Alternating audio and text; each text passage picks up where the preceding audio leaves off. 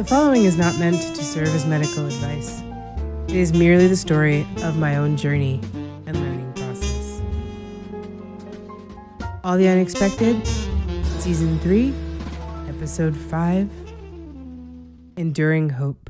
All right, so welcome. So, All the Unexpected, Season 3, Episode 5. And I am joined today. I have the absolute distinct pleasure to be joined by Salise Haith, who is the founder of Lohojo Fertility, and they have a very, very special mission. And Lohojo stands for love, hope, and joy, and that is certainly what she provides to the people that she works with.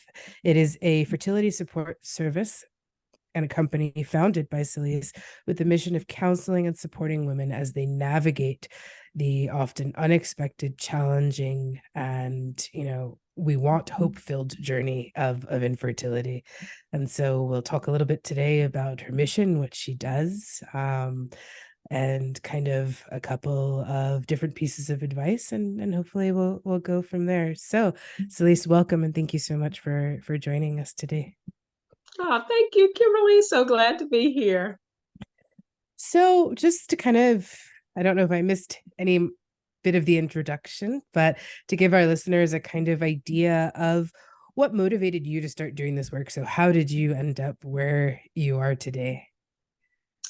Well, I've had one of those life journeys, one of those experiences where I struggled in my marriage of trying to conceive. And I was very lonely in that journey. I didn't talk to anybody about it. All of my friends were getting pregnant. Everybody else was just could not relate to what I was going through. I was embarrassed and ashamed, and I just didn't have anybody to talk to. I didn't realize until afterwards, after all of it was over, that someone said to me, Salise, like, how did you get through it? Did you talk to anybody? Did you do anything? And I was like, no. And they were like, well, you should have had some type of support. I was like, oh, really? Like, I had no clue. So after I kind of healed through it, got through it, I was like, this is something that I need to help women with. I also realized that Black women and people of color are not represented in this industry, in this medical field, and there needs to be more support from people who can identify, and they can just feel comfortable knowing that someone is going through a similar situation with them, understands their culture, their background, their heritage, their religious beliefs, whatever kind of things there are, and just have a similar understanding. Not that other people can't understand, but I just wanted to become one of those people that I could relate with others, others could relate to me because I've been through the journey myself. Well, that's a beautiful mission in the sense of saying, I've been through something, don't want someone to go through it alone, and I'm gonna be that person to support them. Very similar to our mission at All the Unexpected. We Yep, felt absolutely. very alone, and we said, okay, we kind of need to make a resource. So yeah, it's a I think a wonderful catalyst to why you do something. And so you kind of mentioned briefly, and I want to delve into this because I think it's a really important part, the specific set of circumstances that women of color face when they find themselves dealing with infertility. And there's a lot. I'm a historian, so I tend to get very deep into the kinds of things. But what would be some of the kind of myths and stereotypes surrounding infertility that you'd want to dispel? And that kind of, you say this is not true, and I really wish people would stop believing X, Y, and Z. What would be some of those big myths that you'd like to dispel? Well, firstly, I want to say that 1 in 6 heterosexual couples find themselves dealing with infertility, right? So when you're thinking about how frequently someone because we all know 6 people or 6 couples, Mhm. someone is experiencing this. Okay. So then if we're going to go into, racial identity, uh, Black women, we find ourselves with this,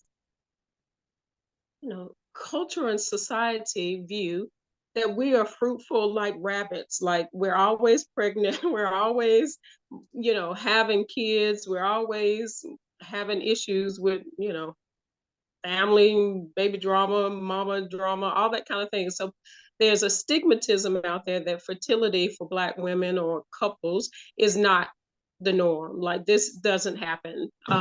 So that is the biggest myth that we want to, get rid of. People struggle with this from every culture, every kind of background. So I just want people to understand that it is not.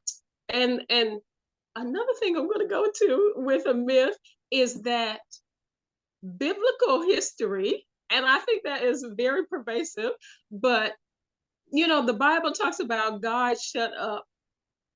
I think it was Sarah's womb. I might be wrong, forgive me. But God shut up a woman's womb in the Bible, right? So I think a lot of that is just out there in the world that if anything is wrong, it is the woman's body that is messing up. However, another myth that we want to dispel is men can have issues with infertility, right? So the woman may have reproductive issues. Her ovulation may be temperamental, it may not be regular. Uh, a lot of different things can happen. But with a man as well, he can have a low sperm count. Some men are born without sperm. Some don't develop, or the sperm don't grow well. So there are lots of different things that are out there that, when we think about, Black people or people in society just having infertility issues, these are some of the common myths that it's not just women. Society makes everybody thinks it's a woman, Black women in particular, but we find ourselves experiencing infertility for all types of reasons. Yeah, no, that's great. Yeah, it's an interesting sort of thing, and for some of our listeners who don't know, this dates back to the early 20th century, the late 19th century, right? When you had a situation of very racialized medicine, a lot of pseudoscience surrounding the whole thing. And you had the National Birth Control Association, who was under the guise of one lovely Margaret Sanger. And I do recommend that people do a bit of research there. I won't Yeah. go down that tangent at this moment. But nonetheless, there was this belief on the part of the medical community, some of which these stereotypes are still held today, that Black women in general suffer from hyperfertility, right? And so that this was ingrained into both the medical community and the community itself, right? So there's this perfect storm where doctors believe women shouldn't have a problem, women themselves believe they shouldn't have a problem, and the silence and the shame, is amplified because there is a sense of, how could I not be able to do this? Right. Absolutely. Yep. And I think that's such an important thing. And so I guess my question would be, as someone who works in this counseling, who works in this space, right, talking to women, how would you say that we go about combating some of these myths? How do we go about sort of changing within the community itself the point of view surrounding this, and maybe bringing some of it out of the silence and bringing some of it out of the shame? How do we do that as a community? Yeah, well, first of all, as we're doing today, we're bringing it to a conversation, right? And you have to find that a support system, people who you can communicate with. I found that my family just was not able to relate.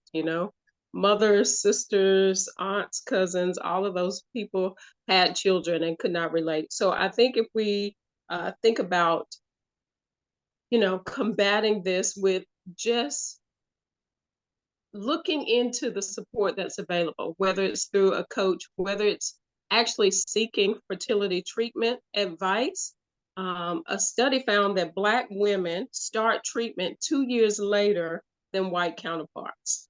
So we're suffering in silence longer than other people. And there we have to think about the financial implications for starting fertility treatment, right? So I think it's just a matter of, for me myself, I attend fertility fertility awareness week events. I attend there's a fertility network UK where there's a weekend where fertility clinics and coaches and therapists and nutritionists, there's an industry of fertility resources. We come together. So it's just a matter of learning this information and just being a visible person.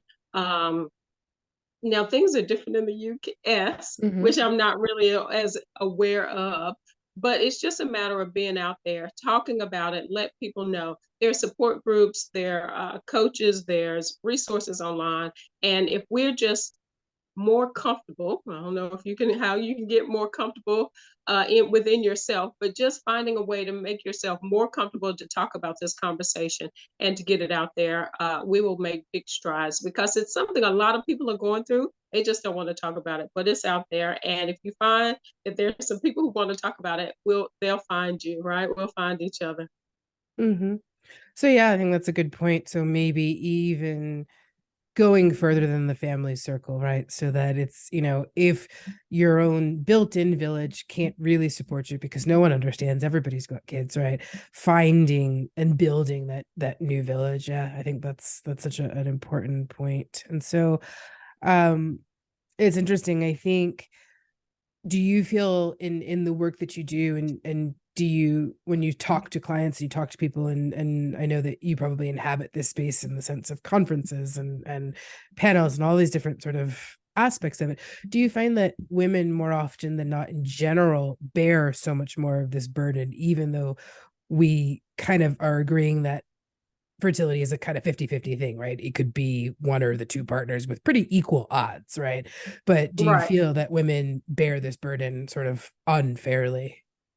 Absolutely. And part of my coaching is that it is an emotional journey. So, women, we are emotionally going through it, where for the medical teams, they're just looking from the science and that physical aspect of it. Okay, we're going to give you this drug, we're going to look in this part of your body, we're going to do a biopsy, we're going to give you this medicine. That's where they're looking for. But this emotionally is affecting women. And because we're emotional, or having these thoughts and self-condemnation, and how could my body reject me like this, or it brings up a lot of different emotions that women seem to carry a heavier burden for, right?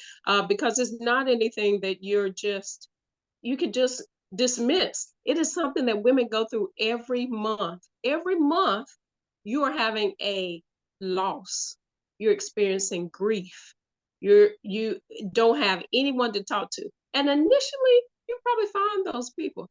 But if it's been a year or two of going through this, your friends stop asking questions, your families quit asking questions.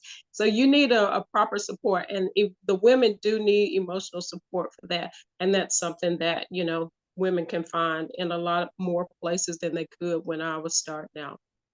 Yeah. And I think that's a piece of it too, right? Because there's so much secrecy around it, right? Mm-hmm. It's just the thing we don't talk about, right? And so you've got this suffering and silence aspect. And how does this secrecy really affect women, I guess is the question.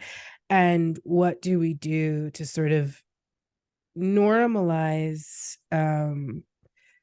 a way to discuss it, but also discuss it tactfully? Because I kind of want to piggyback after and talk about things we don't say to somebody, and we'll kind of put a pin in that, and we'll come back to that. But so how do we kind of change this culture of secrecy surrounding this topic? What practical steps can we take?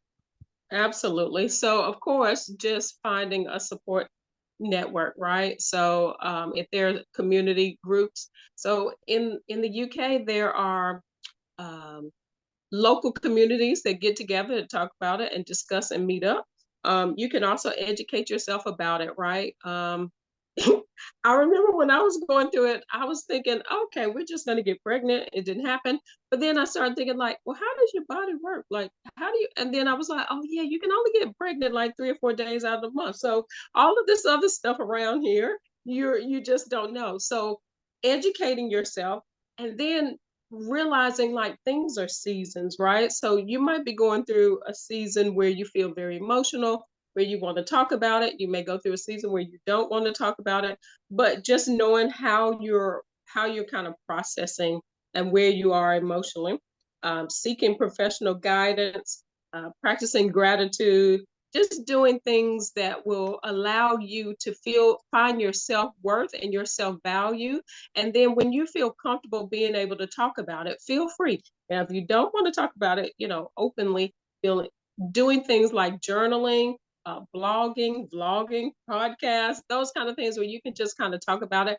There are lots of women who are going through fertility treatments, or couples, and they are blogging and vlogging and that kind of thing. So yeah, getting it out there. Just look at your hashtags on social media. There are lots of ways that you can actually get the word out and let people know that they're not alone in what they're going through. Yeah, I think that's actually important. So the idea of holding space regardless. So, right. So if it's something that you need to scream from the rooftops, you shouldn't feel uncomfortable doing it. But if it's also Yeah, something that you don't feel like talking about with anyone, hold space for that too. You don't have to share, right? You don't have right, right.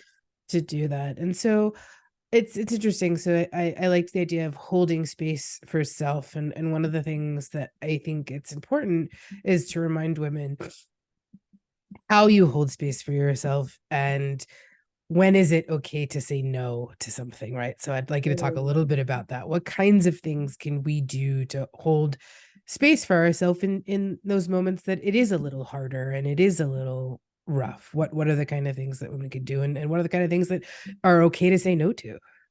Yeah. So if you are a people pleaser type of person, right? You're kind of like, oh, I need to tell them why I'm going through this or why I haven't done this or why this hasn't happened. And you need to be able to identify, what kind of person you are and where you actually are. Because your parents, they can come and ask you a million questions. So, what are y'all doing? Have you tried this? Have you done this? Are you doing this? You do not have to answer all those questions, right? You can say, okay, I don't feel like doing this today. You can also make space and say, okay, I'm going to set boundaries for myself. If I've been invited to 3 baby showers this summer, I don't have to go. Like, you're free to say that you're not going to go to those baby showers. You can set yourself up and just know, for example, like at Christmas, if people are going to be popping questions or people, family members are having pregnancies every year, okay, I'm not going to be around those places. So if we set time for ourselves just to understand we're going through, we don't have to say yes to everything. And it's important to learn how to say no, right? The more you're educated about what's going on, you can decide what types of treatments and things you want to have or how you want to move forward. But one thing I wanted to say is that when you're going through fertility treatments, you know, you have to think about, well, I am encouraging people to think about more than just, I am going to have this child, and consider whether you would consider other options for how you would start your family, for example. But yes, it's very important to find the boundaries that you set for yourself. What is important for you, where you're going to allow people to cross and to come into your space, or keep that door closed. Yeah. And so if we've got people who are part of the village, right? What would you say are kind of some of the big top three, top five no-nos, questions you don't ask, statements you don't make? I am a big fan of just things we don't say to people that just aren't helpful. Well, I can list for days things that you haven't said. Actually, there's a post I think I put on my Instagram, 100 things not to say to people when they're going through, fertility treatments or starting their family. So there are hundreds. Okay, so I'm gonna say, don't say these things. but I can't guarantee that people will not say them to you. But people will say things like, well, whose fault is it? Are you seriously asking me that? Like, really? Or, you know, they say, oh, just go on vacation. Excuse me, vacations do not make people get pregnant like you think it can, but I've probably been on a couple and nothing happened. So no, that won't necessarily work either. Something else that people are say is like, oh, don't worry about it, it's just gonna happen. You're like, well, obviously we're worried about it. We've been trying for a long time and it hasn't happened. So and then too, people love telling you, oh well, eat this food or do this afterwards or try these kind of things, and you can get a million input of what you should do. Eat this, don't eat this, go here, don't go there, try this, don't do that. So all of those kind of scenarios of things that you could do just aren't helpful because they're overwhelming, right? If you ask anybody, what kind of car seat should I have for my child? Well, people could name a million different car seats, right? So if you say, how can I get pregnant? They're going to name a herb. They're going to name, something. So just please don't. Now, what I also say is if you see that there's a couple out there, they haven't had children or they aren't talking about children, then I'm saying just talk about something else. Hi, how was work today? Okay, did you drive here? How did you get to this location? Or talk about something else. I've found myself in a situation where I went with a lot of couples around and they all were like, oh, do you have any children? And then when we said no, they just kind of walked off. They were like, I can't relate to you. I don't have any thing to talk about. And then they were going to talk about, okay, well, my kid is trying to get into this school and we want to do this. And we're trying to, what did you get a tutor? And, my husband and I were like, oh, well, what are we going to talk about? Like, it was kind of like we were the taboo. So I just think that people should be mindful, be aware that if you see people in a situation where they're not immediately saying, look at my child, here it is on this picture or camera or something like that, then just kind of find other topics to talk about. But yeah, there are lots of things and they're hurtful. They're disrespectful. They're disregarding your privacy. When you start asking people, like people come up to you, total strangers, like, oh, why don't you have kids yet? Do you have any clue who you're talking to and why you're asking me these questions? And if I ask you something personal, I'm sure you would try and shut me down. So, like I was saying before, in being self-aware where your boundaries are, you don't have to answer people. You can turn it around you know, and knowing yourself as well is, am I going to allow my anger level to get up to 10 every time I hear this? Do I have a solution for when I hear this? What am I going to say? Do I have a snappy comeback? Like, okay, you can say that, but you're going to get your head chopped off.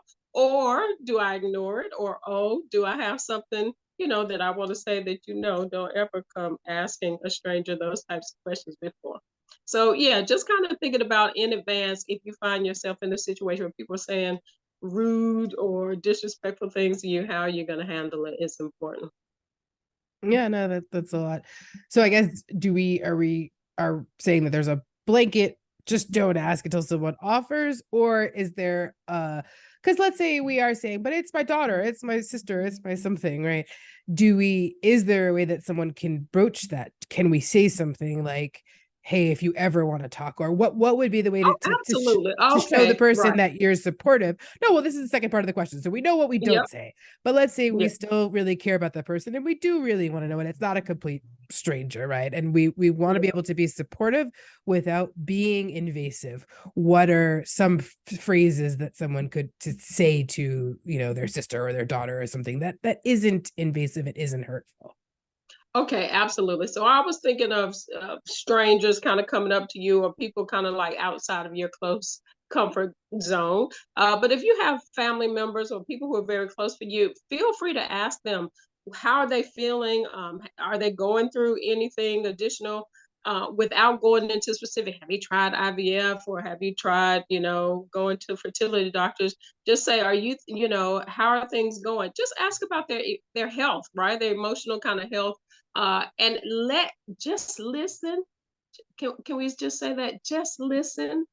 We don't need solutions. We have a million things going through our heads. We don't need another idea of what to do. So yeah, it's very important to just say, I know that, you may, you're trying to start your family. Would you like to talk about it? Is now a good time?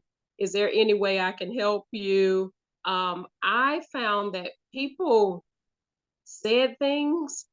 However, I don't know if I'll say they didn't sound genuine. They just weren't as helpful what they said as it was intended to be. Like, when I'm saying they're offering solutions, right?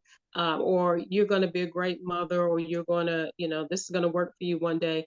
Just kind of don't necessarily try to provide anything. Just be a listening ear. Like, how are things going? Do you need any support? Like, I just want to be here for you, and call and check on people. So when I went through fertility treatment and it was unsuccessful, and that day, you're trying to find out after treatment, are you pregnant? And we did the pregnancy test, and it was not pregnant. And you have to call those people, and they're all hoping for you and rooting for you. But then in the end, you have to kind of call these people and say, like, no, we're not pregnant, and that's heartbreaking and devastating. But then with loss, people tend to kind of be there initially, and then later it kind of goes away.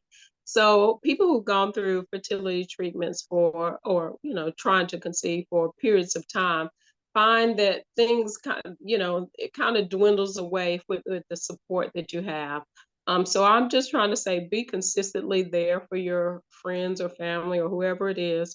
Be there consistently, and just a text message, how's it going, how are you doing, are you okay?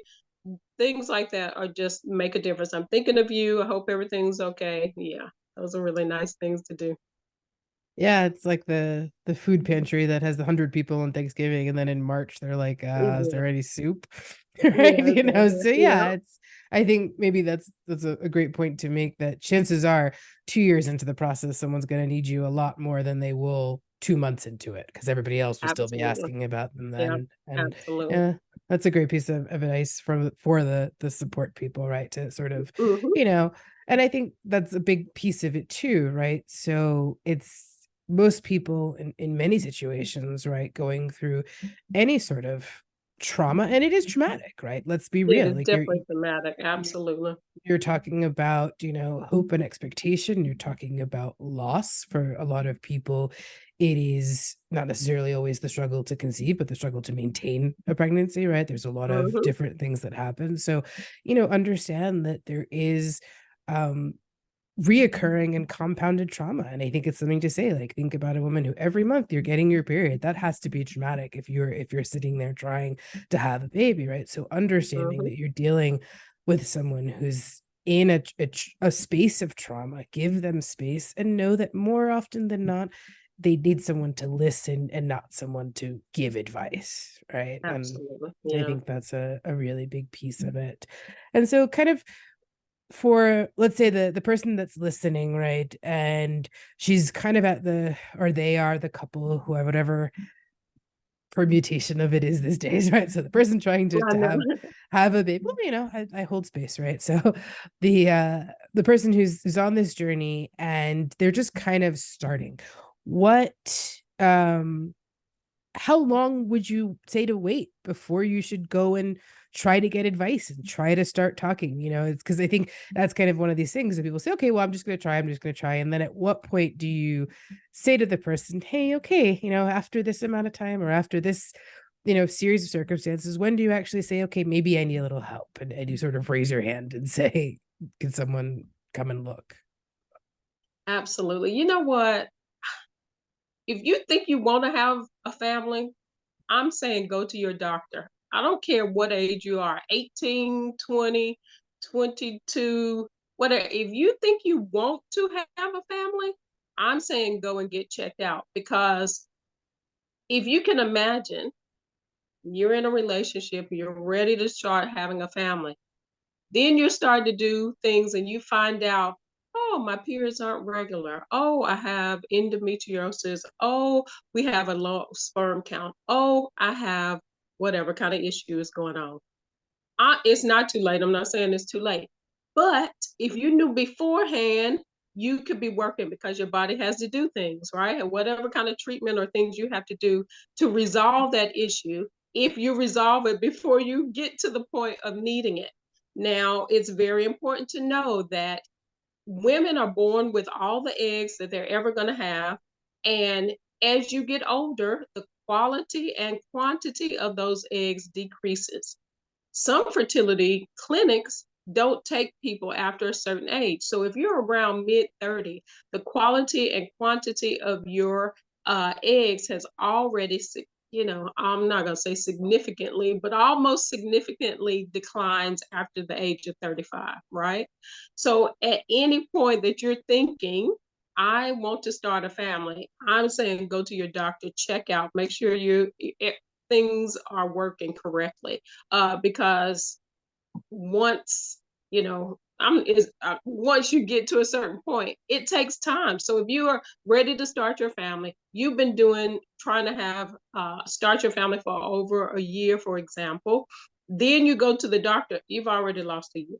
If the doctor comes to you and say you need to work on something for 6 months, you've lost a year and a half. If you've done something, so you have to think about as early as possible. It is important to do that. I kind of touched on it earlier, but I also want to say, if you find yourself in a place where you're ready to start your family, consider other options. And by that, I want to say, would you consider an egg donor? Would you consider a sperm donor? Would you consider a surrogate? Would you consider, artificial insemination? Think about those things, because again, if you've started and okay, you're thinking I'm going for fertility treatment, and then they offer you, okay, well, you can have ICSI or you could have, IVF treatments, are you going to say, no? Or if someone doesn't have enough eggs or good quality eggs or good quality sperm, would you take those donors? If you hadn't thought about those things, and we don't want to have to think about those things, but it's like a wheel. You have to think about one day you're going to die. So you have to think about, are these options that I will consider? And I personally found myself in a place where I was like, oh, no, I'm not going to do that. I'm a Black woman. We're fertile. We're going to do it this way, blah, blah, blah. In the end, I found myself at a loss because I didn't consider those options. So I want to put it out there that if you're trying to conceive, that you have those kind of conversations and mentally prepare yourself if those options are there for you, and if you will consider them, if you want to have the family that you think you want to have. And it may look different than what you want to, but I want you to consider those options, because they're very important and they can give you the life and the family that you want. No, that's a great piece of advice. And also within a couple too, right? Because Mm-hmm. let's say someone is on this journey and it's 3 years later and they get there, and then one person says, well, maybe we look into adoption, right? Or maybe we look into fostering, or maybe we look into something else. And the other person's on the other side of the planet saying, absolutely not. I would never have a child that's, Yes. quote Yep. unquote, not mine, right? So Yep. if you arrived at that place, that could be very devastating, right? I'm sure Absolutely. there are couples who've been there, right? And you Yep. realize that you don't see eye to eye. And so they Right. say, in even the best case of circumstances, these are the kinds of discussions that you have to have with yourself and with whoever else is on this journey with you, right? What would we put, a pin in? What would we agree to? What would we both say, this is a hard line we're not going to cross? And I think that's a Mm-hmm. really important point. And it's one of the things that when I think about the philosophy of the work that we do, right? And it's this idea of just, it's all the unexpected. You never know. You never Yeah. know what's going to happen, right? So Yep. you can make the best plans, you can make the best idea, but you have to consider the end result, and you have to consider, what may happen. And I think that's a really important part. And I think also what you're also saying though is it doesn't mean that you're giving up on your original idea, right? I mean, because that's a Mhm. big piece. I think for someone that would be a very big sense of loss. Okay, well, I can't do it this way, so I'm gonna have to do all this stuff. It's just saying if you arrived at this point, would you be okay with X, Y, and Z? And knowing if you would, and having that honest conversation with self about what happens if it doesn't happen the way that I thought it would. Am I still Yeah. okay with that? Right. Hmm.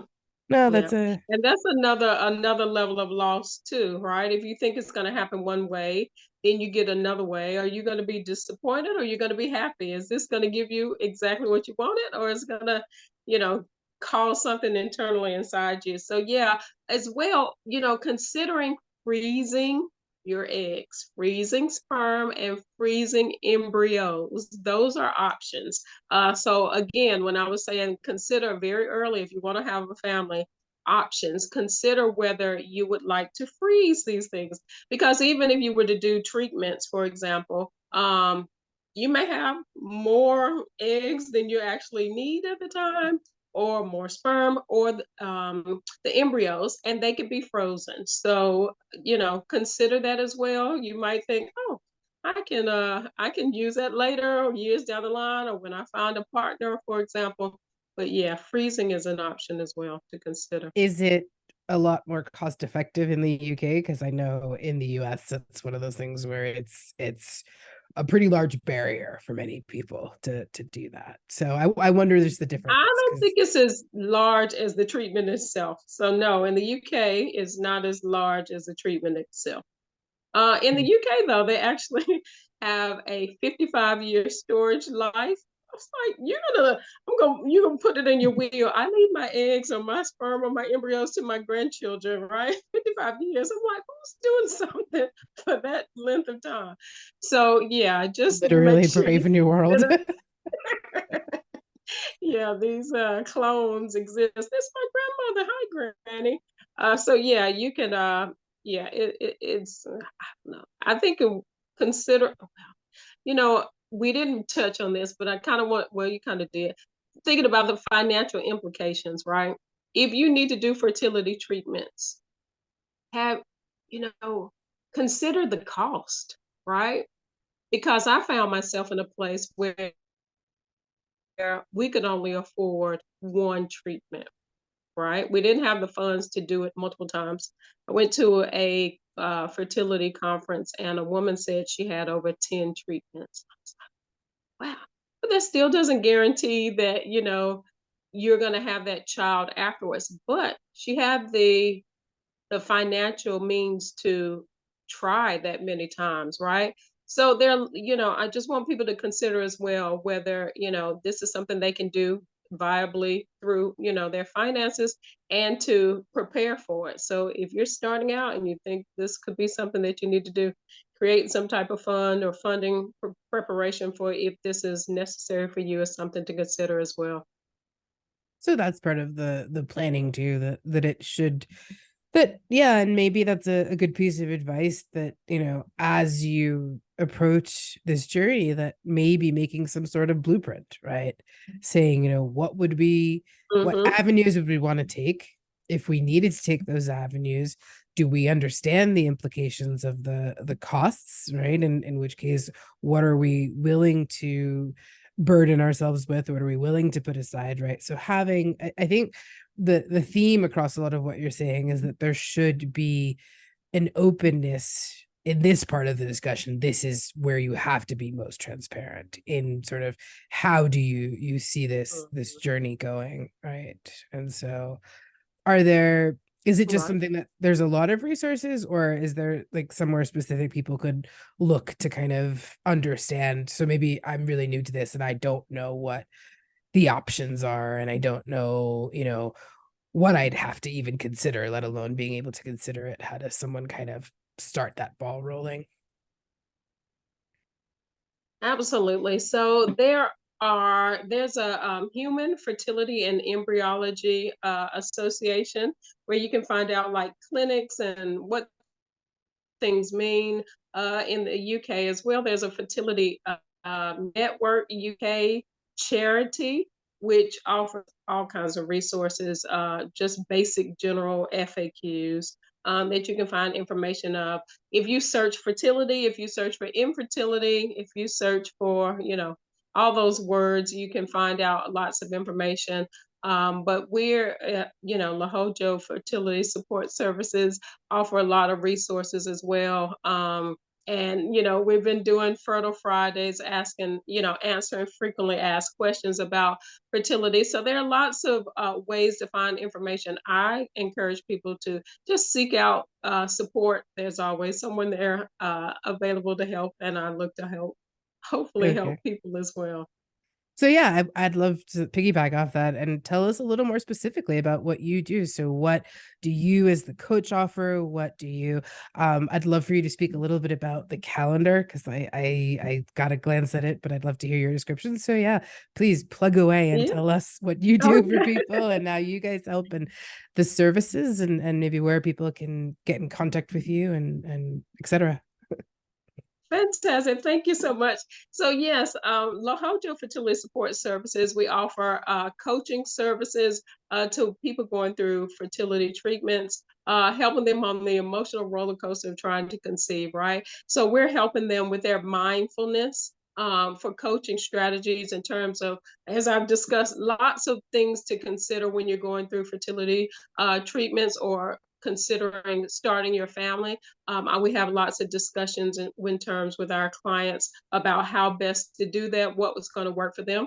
We also work with them to help establish the boundaries of what they will, accept and tolerate, and how to get through issues in terms of, too invasive questions, or, letting your employer know that you're going to be taking treatments and need time off of work.